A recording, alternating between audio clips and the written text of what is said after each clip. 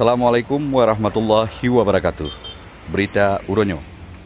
Gawat di Aceh Timur nak ia lebuang jili atih jalan negara. Biasa je ia lebuang jili lam luang, tapi di daerah lun Aceh Timur ia lebuang nyan cukup kieng jili atih jalan lintas nasional Banda Aceh Medan. Tepat jih na di daerah Gampung Jalan Kecamatan Idiraya. Akibat ia lebuang nyan, le masyarakat yang lewat tiap uro bak jalan daerah nyan termasuk lun tuan berat hat gelisah karena dipicit liban motor ia lebuang nyan jipa atih badan getanyo.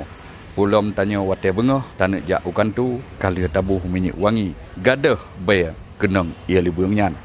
Menurut salah sira warga di sinan, penyebab ia lebuang nyan jili atih jalan karena luang bak bineh jalan daerah nyan abih dawa ngan tanah dari galian si Jimele ujian di daerah nyan. Yang ilebungnya dikarenakan akibat na galian si di bineh jalan sehingga musim ujian inya ikut dan lehop-lehop hingga menggenangi jalan. Dan luang-luang do akibat galian si tersebut. Karena ni karena lehop-lehopnya itu luang sehingga luang do dan di jalan dan yang mengganggu pengguna jalan. Kamu berharap pada pemerintah untuk mengevaluasi atau meninjau ulang izin galian C tersebut.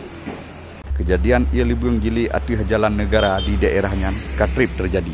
Bak sabah wate, situn yang ka ulikut pihak pelaksana jalan lintas nasional kalih jikuh luang daerahnya, tapi jino ka dolom parit-parit jalan daerahnya. Akibat ilibuang nyan, kan urang jak bak jalan manteng yang mengganggu.